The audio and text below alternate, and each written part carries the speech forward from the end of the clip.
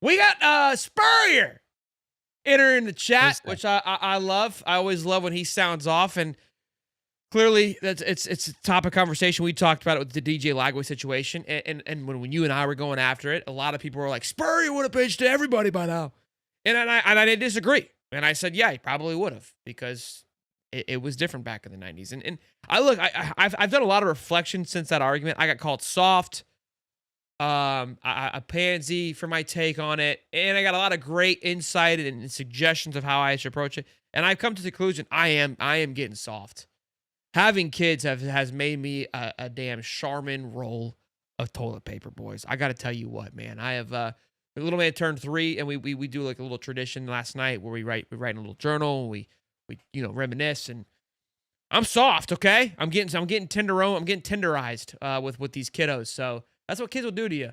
And so maybe I am a little soft, all right? I'm not gonna really, you are. See, I know I am. I'm a little pansy. It is what it is, boys. I apologize. I used to have a little bit of.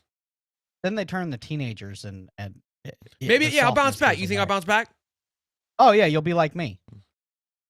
All right, cool. Just wait till they turn teenagers. All right, so they start rolling their eyes at you. I won't quit on it yet. Tell mom to shut up, and dad says this. Oh, there we go. I'm not doing that. All right, there we go. I'll bounce back then, baby. I'll bounce back. So let me tell you this real fast about being a dad. You remember like how popular Lil Wayne was, and you heard that lighter flick? Oh yeah. And you were like, oh. My kids do the same thing when they hear the recliner slap down. They go, because they know. Oh, there's some heat coming. There's some heat coming, okay? And they not as excited to hear it as we were as the lighter flick and Lil Wayne, but it's the same thing. It'll stop everybody what they're doing. When that recliner slams there's a down, negative stop, but it's still the. Yes, absolutely. I love it. Yeah, Cody's a pit bull. Cody is a pit bull. All right, so when asked about it, because obviously his perspective, his own experience, look, y'all call me soft. Spurrier's got a little soft. Okay, he's gotten soft, boys. He has, because some of his takes, he takes the middle road. He's not like sending it. He's much more tactical when he says things. When obviously 10 years ago, but he's older. He's allowed to be softer. So he said, I don't know. You have to ask the coaches that. All I know is in 2000, when we won our last SEC championship, Jesse Palmer would come in when Rex Grossman was going bad and win the game for us. We did it at Georgia, as a matter of fact. One of those years, playing 2 quarterbacks ain't no big deal to me, but most people, they're not going to change their quarterback. The tea leaves is where we dive into here. And I feel like, I don't know if Spurrier has been, I don't think. He's the ambassador now. But he's always been like a part, and he has never, like, he's saying what he wants to say. And I wonder, I think that, personally, I don't think that he's being told, hey, you can't do these things. I don't believe that at all. What I believe is that just through time and age, like anything, you realize, like, hey, my words carry a lot of weight. I've got to be a little better about, how I express my opinions. Because if he were to come out and say, hey, DJ Lagway needs to be benched, he knows what would happen. If he was just verbatim, he's like, I would have benched his ass 2 games ago. Like Shane Matthews says things like that now. Like he'll kind of say just, here we go. Yeah, what was I mentioned on the Shane Matthews podcast? That's not good. Speaking of Shane Matthews, how ironic is that? Yeah. Head ball coach probably would have said it in his 50s. For sure. Late 50s, maybe early 60s, but for sure. He's chilling out. He's playing golf. Like he knows what it is. But this to me is him saying he would have thrown Trammell in without saying it. Like 100%. Like that was kind of how I read it, is like, this is the politically correct way of like, yeah, like if it's me, if you guys want my genuine opinion, I'm not criticizing them.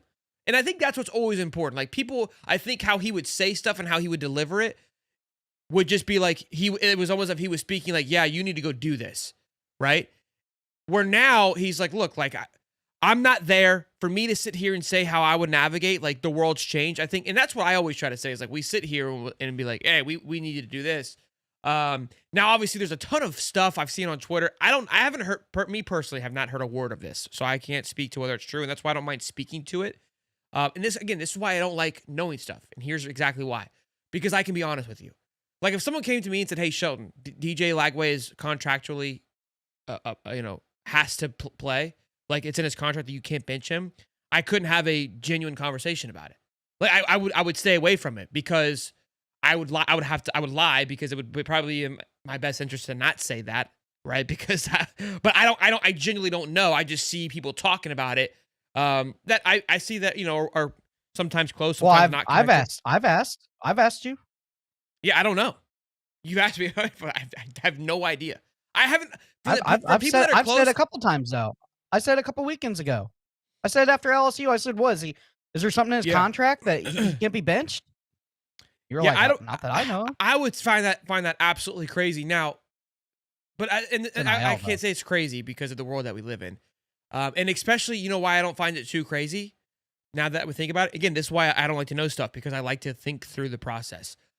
Is because when Piper was asking for guarantees, that's where it doesn't really surprise me. When you got someone like Pyburn asking for guarantees, which he says he didn't, but again, come on, what's up? You know what I mean? Definitely wanted something. Definitely wanted something to get rocking and rolling for him. So that is a big one that I would you think about, and we kind of heard those earlier those rumorings or whatever you want to say with Shannon Snell about there being locker room issues.